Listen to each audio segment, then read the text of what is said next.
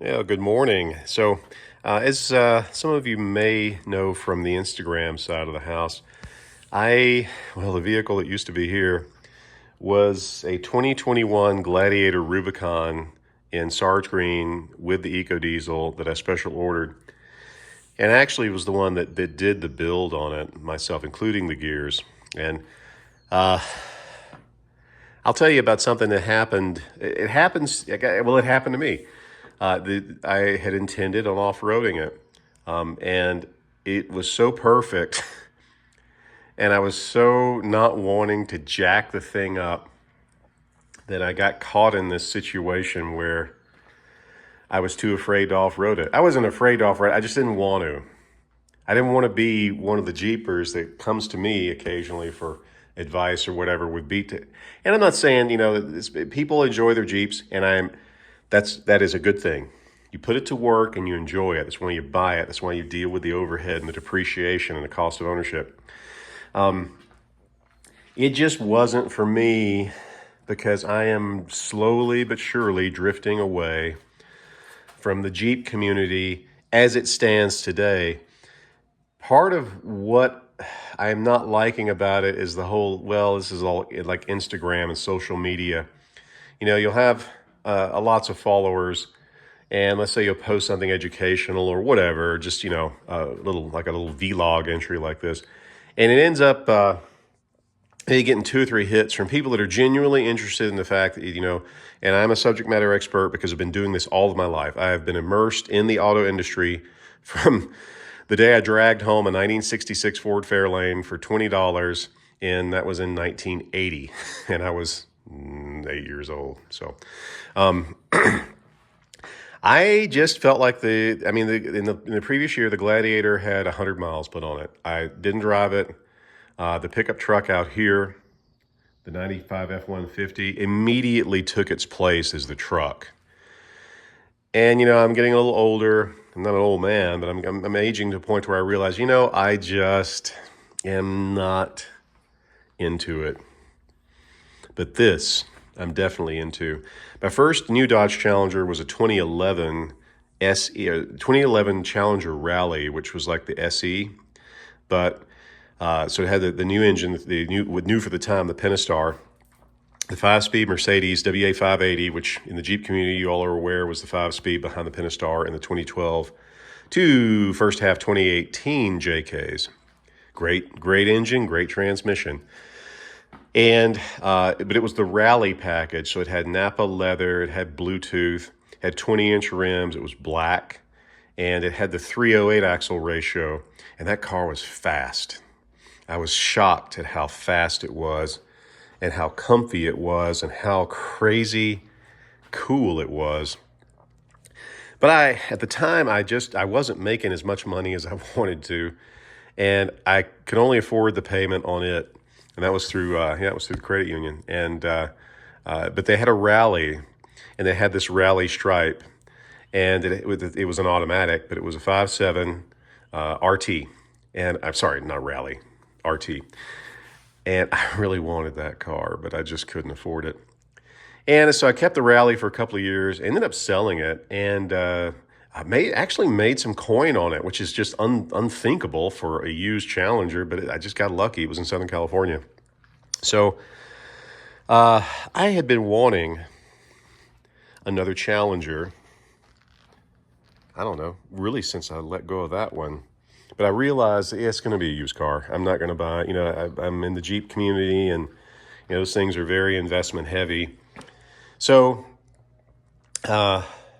fast forward to 2023, and news comes out because of the whole electrification market is going down the toilet faster than IBS through a 90-year-old. And but before then, the ICE market, was doomed, and we're going to discontinue everything. And so the LA line from Chrysler, that would be the Challengers, the Chargers, and the what's that Chrysler one called, the 300. We're going away. And I didn't think much of it. I was kind of sad, but I'm like, all right, there's plenty of these things used, and I'm just going to get a used one. And I'll get one that is owned by a guy like me that drove it very rarely, and enjoyed it. But, time and tide and things have to change. So fast forward, and I'm, because I'm a fleet guy, and I've been a fleet guy all of my life, I was crunching numbers on amortization. And if you're going to do that, and you're in the new cars and stuff, or even old ones, it's probably not the right thing to do because you're going to realize that exactly how much money you're losing. But I was doing it, and basically the taxes, the insurance, and depreciation on that Gladiator was significantly higher even than a motorcycle. And so I did some searching, and through Navy, simply cannot. If you got decent credit or better, you're not going to beat Navy Feds. You will not beat their new car interest rate. Nobody can beat them. That's the end of story. And so Navy Fed was going to give me a loan up to, I think it was up to 60 months. It was like lower than the prime rate, but that's Navy Fed. They're so huge, and they're so loyal to their members and their members to them. And you're giving your interest money back to the people, back to your fellow credit union members. There's no the profit is the fact that they're able to take somebody like me, who's been a member for 25 years, and has bought cars and houses and motor, God knows everything, and checking and whatever through Navy Fed. They reward you with that, and then they make up the difference elsewhere. But regardless, I'm like, wow. And I had had so much positive equity in that Gladiator. And then the tourist from California pulled out in front of me, and I'm like, I'm done with this thing. And one thing that Gladiator did is every time I drove out in public in it, either people didn't see me, which is astonishing. It has the LED light package. It's huge on 37s, this lumbering green monster. And people wouldn't see me. They'd pull out in front of me. Now, this is Sedona and California tourists, New York tourists from other nations that get here. And this distracted driving as a benchmark simply because of the beautiful scenery and all. So, but I just had enough. That was like the nail in the coffin. So I did it. I went to Dodge.com, and there's Challengers. I don't know if there's many left, but there weren't many left in circulation as of about a month ago. Now, my preferred dealer is Oxendale CRJ, Chrysler Jeep Dodge Ram. Yeah. So they're in Cottonwood, and the only two Challengers they had were SXT. It's the base model, but all-wheel drive. And I thought, yeah, and I thought, no. I want an RT. And I'll get into the rationale about why I didn't want the Scat Pack or the Hellcats or anything in a minute. I wanted an RT, and if I could find an RT with the stripe, like I remember from 2011, in a really cool color, then I'm going to buy it. If I could find one that had the Tremec 6-speed, well then, folks, it's probably going to be a done deal. And sure enough, up in Flagstaff, that Planet Chrysler Jeep Dodge Ram was Missy. And Missy is the Go Mango RT, so that's the 5.7 or 345. This is a last call edition. It's a Blacktop edition. And what else does it have?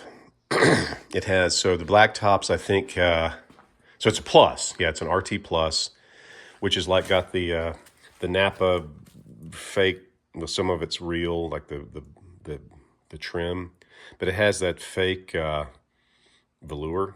What do they call that? Alcantara. Anyway, it's nice. And, had the full touchscreen interface. By the way, even though I still, my credentials and everything are still current, and this is probably my last certification cycle through ASC. I peaked when it came to telematics with this car, which rolled out in 2015. So this version from 2015 to 2023 technologically was, in stasis, and that's fine by me.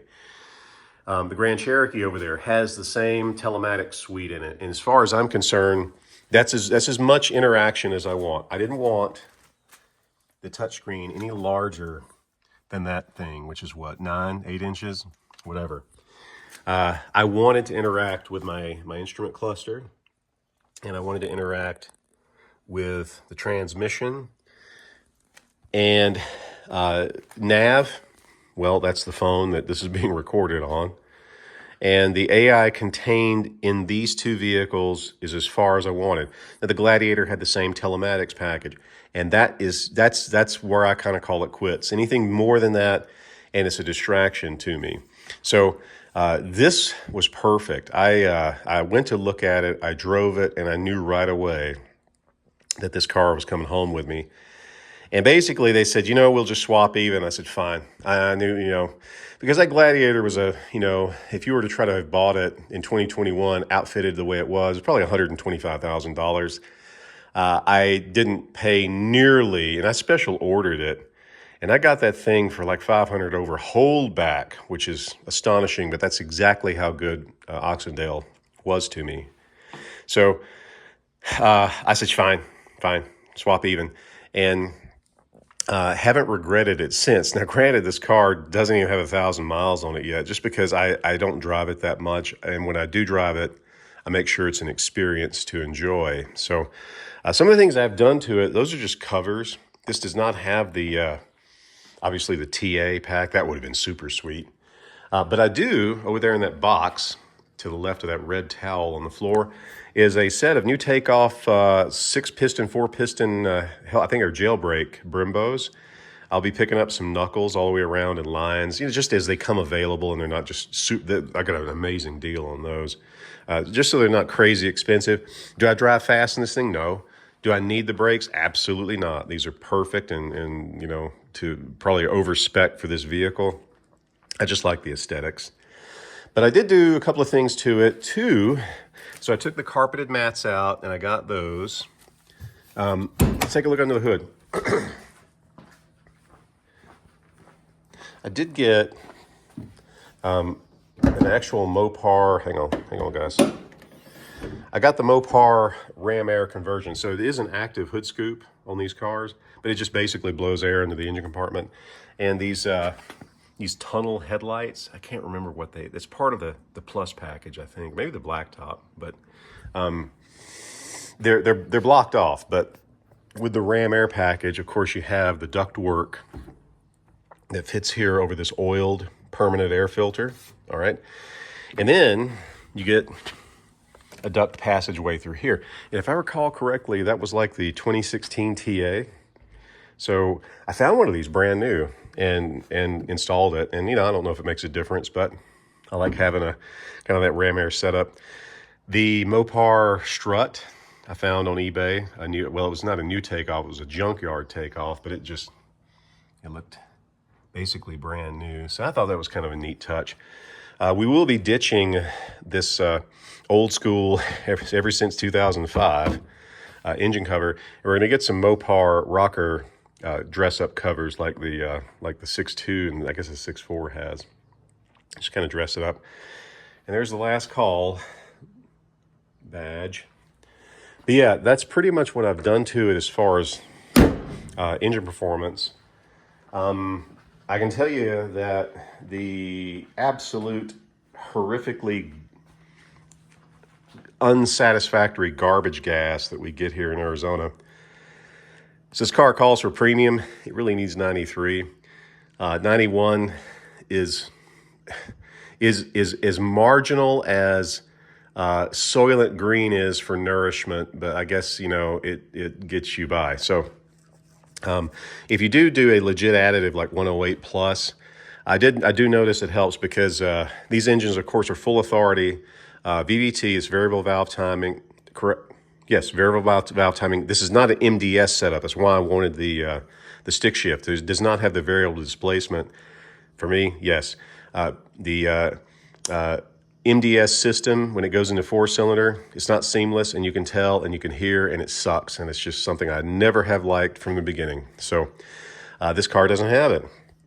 And what I really love about it is you put the thing into sport mode and the active exhaust system baffles open up and it just sounds amazing. It's like the 392 Wrangler Rubicon. It's just crazy. And so what happens is when you run 91 and when the PDI, when they top this car up, I know they put pump 87 in it because you go to tip into the throttle and full engine management would detect detonation, and immediately the performance, the ignition timing would get retarded, and the performance would, you would feel it, because the moment you tipped into the throttle, it would dial itself down. So added a bottle of 108. It helped. I burned most of that tank out and started topping it up with 91 with like a half a bottle of 108. Completely changed the performance. So when you tip into the throttle and you approach redline and you approach the wall, it's a nice, smooth, very powerful, consistent curve. So there's no stutter stepping as it's trying to climb the hill. Yeah, the color, the blackout, the stripe package is just so, I love it. I just love it, everything about it is so reminiscent and correct with the older Challengers, which I love too. I love the hump belt line, which is, the Coke bottle era cars, the Torinos, your Dodges of that era and Plymouths, Camaro Firebird. What else? The AMC Javelin and the AMC AMX. That is the 71, the 74s had that, real swoopy effect. But I noticed, or I knew right away when Chrysler rolled this car out that they had just struck a home run, and it always has resonated with me. So, I still have 3 Jeeps, got the International pickup back there. There's plenty of time and plenty of motivation for Jeeps. It's just the Gladiator just basically was sitting here and depreciating, and I'd much rather amortize the depreciation through fun and excitement and nostalgia of this thing than that Gladiator. So that kind of wraps it up. This is an amazing car. If you perchance to look into an LA series, that would be the 300 Charger or the Challenger. You're getting into some very solid cars, and one of the cool things, because I'm an AMC, American Motors enthusiast, and have been from day one, is that these are made in the Brampton plant, which was constructed in the mid-1980s by Renault, because they owned American Motors at the time, to manufacture their new car, which was the AMC and later Eagle Premier and the Dodge Monaco Twin, which basically laid the foundation for the car that just changed Chrysler in 1993, and that was the LH line. So, everything about these things was just steeped in the fact that what you see is really more American Motors than Chrysler. The innovation and the pursuit of kind of shifting paradigms and challenging things that were considered to be benchmark, and doing so and pulling it off excellently, something we have to give credit to in this American Motors Corporation. So I kind of like the fact that I'm driving a modern day Mopar AMC. All right, folks, well, that's about it. Continue to train little penny pincher. Got some, she's going to be in the service dog pipeline for me. It's something I've been wanting to move into for about a decade, and the time has arrived. I need some help. So anyway, that's about it. You guys have a great day.